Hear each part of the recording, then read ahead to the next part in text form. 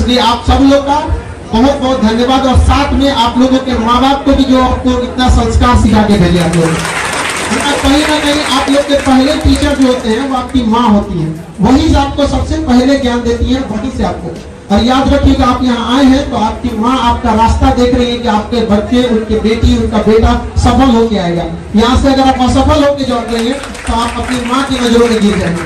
माँ ऐसी चीज होती है जो 2 रोटी कम भी खाती है लेकिन बच्चों को पढ़ाती है। हमको याद है आज भी कि जब हम ग्रेजुएशन में पढ़ रहे थे तो मेरी मम्मी को ऑपरेशन कराना था पथरी का, और वो डॉक्टर बोला था ना बहुत बड़ा सा पथरी था। हमको एग्जैक्ट नहीं याद आ रहा है लेकिन बहुत ज्यादा।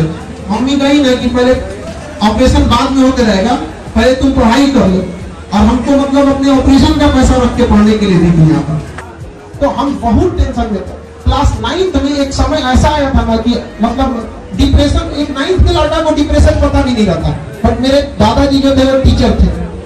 इतना ज्यादा हम डिप्रेशन में चले गए थे ना कि दादाजी से पूछे तो दादाजी हमको गोद में बैठा तो कहे कि देखो एग्जाम में सक्सेस हो ना हो ये मायने नहीं रखता है, लाइफ में सक्सेस होना चाहिए। यहाँ पर A single sheet of paper cannot decide your whole career। पढ़ाई का देखिए, शिक्षा का अर्थ होता है सर्वांगीण विकास। आप दिल से पढ़ाई करिए, हम वादा करते हैं आप छीन लीजिएगा जो आपका अधिकार बनता है।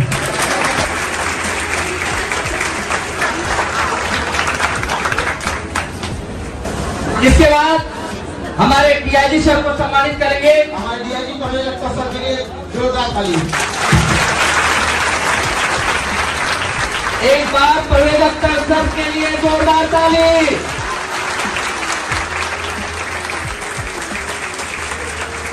और हमारे दूरदर्शन के कवि जी जिनका आप नाम सुनते होंगे आपके सामने, सर बहुत बड़े मोटिवेशन हम सब के लिए। आपको पता होना चाहिए, आपको बता दें आपकी जानकारी के लिए, सर दिव्यांग होने के बावजूद पैर से सर को चलने में बहुत दिक्कत होता है। वहाँ पे हम क्या कहें, सर का आर्टिफिशियल पैर है और 5वें तल्ले पे चल गए। हम कहेंगे विद्यार्थी होना है तो इनका क्या कहना था पता है? इनका कहना था कि हम सर के बल चल चलेंगे, पैर तो अभी है हमारे पास। तो ये जज्बा, इस जुनून के लिए हम सबको बहुत बहुत आभारी हैं। जोरदार तालियों के साथ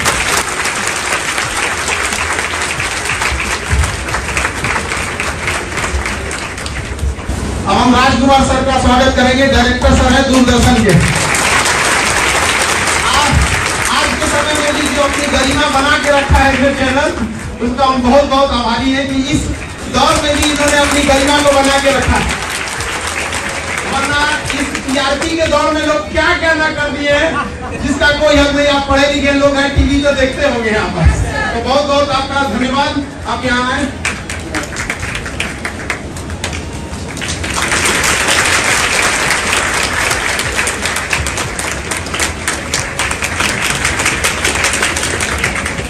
किसी को अपने के लिए समय नहीं रह गया। आज का समाज ऐसा हो गया है कि जनसंख्या डेली बढ़ रही है लेकिन दूरियां भी उसी के साथ बढ़ते जा रही है।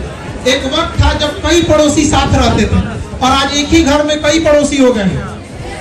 इस भाग दौड़ की दुनिया में भी सर ने इतना समय निकाला और इस 5वें तल्ले पे चढ़ने के लिए हम सब लोगों का बहुत तहे दिल से धन्यवाद देते हैं।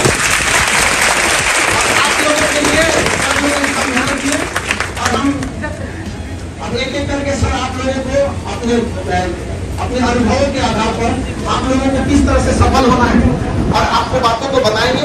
गर्मी बढ़ रही है लेकिन जो आपके चेहरे की जो मुस्कान मैं देख रहा हूँ और हौसले की उड़ान की जो चाहत देख रहा हूँ, आकाश को छूने की जो चाहत देख रहा हूँ, उससे मेरा मन बहुत ही आनंदित होता है। मुझे लगता है कि सर लोगों ने बहुत कुछ बताया है समय के बारे में, बहुत चीजें। कम समय में मैं आपको एक दो चीजें बताना चाहूंगा अपने बारे में भी कि कैसे एक संगीत का कलाकार जो पूरा वर्ल्ड घूमा कम उम्र में और लेनिनग्राड, ताशकंद, रीगा, तमाम जर्मनी, जापान और 50,000 लोगों के बीच में संगीत का परफॉर्मेंस देकर और ताली की गूंज इस कान में गूंजी, वो व्यक्ति अपने माता पिता, अपने गुरु का मान बढ़ाने के लिए अपने उस लिंग को बदल दिया। ये मैं बताऊंगा, लेकिन बच्चों आप लोगों से एक चीज मैं पूछना चाहूंगा कि आप लोग मेला में या भीड़ में जरूर गए होंगे, गए हैं ना? तो आपने एक चीज का ध्यान रखा होगा कि या तो आपके मम्मी पापा या गार्जियन आपका हाथ पकड़ के रखे होंगे, या आप अपनी उंगली उनके हाथ में दे दिए होंगे कि मेरी उंगली पकड़ के रखो। या तो माता पिता पकड़े होंगे या आप उनका हाथ को जोड़ते। इसका कारण क्या था?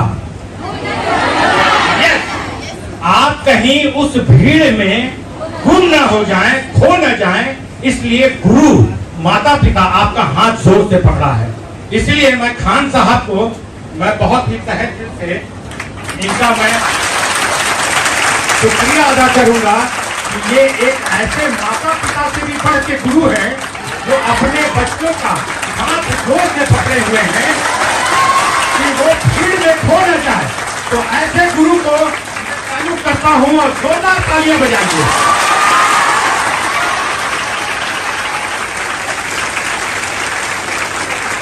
बच्चों, मैं आज एसपी साहब बैठे हैं, तमाम लोगों ने अपने अनुभव शेयर किए। मैं एक चीज ये कहता हूं कि जो बच्चा फेल हुआ वो समझ लीजिए कि उनके लिए एक इंडिकेशन है कि आप जहां के लिए आप फेल हुए हैं उससे कहीं आप आगे बढ़े। जीवन का जो असफलता है वही जीवन को सफल बनाने का जज्बा पैदा करता है। अगर आप असफल हुए तो आप अपने आप को खोजिए कि किस कारण से हम असफल हुए। क्या हमने अपने समय को सही ढंग से उसका सर्किल का निर्णय किया कि नहीं, पढ़ाई पर कंसंट्रेशन किया कि नहीं, सही चीजों को ध्यान से अपने गुरु की बातों को सुना कि नहीं। और जब उस चीज को आप खोज लेंगे तो मुझे लगता है कि अगर आप डीएसपी बनना चाहते हैं या एनडीए बनना चाहते हैं या कुछ भी, तो उससे भी आप आगे बढ़ेंगे। सही कहा कि आप अपने स्वास्थ्य का ध्यान रखें। बच्चे बेवजह बिना समय के खा लेते हैं, कभी भी सो जाते हैं, कभी भी उठ गए, बिना नहाए धोए कहीं भी जाके पढ़ने लगे, जब मन हुआ उठ गए। नहीं, समय रूटीन बनाइए। आप सुबेरे उठते हैं, सुबेरे से लेकर रात तक 24 घंटे का एक रूटीन बना हुआ होता है, और उस रूटीन को जो जीवन में फॉलो करेगा वो निश्चित ही बहुत आगे बढ़ेगा। इसमें कोई दो मत नहीं कि आईएएस, आईपीएस और यूपीएससी का ठप्पा हर व्यक्ति लगवाना चाहता है।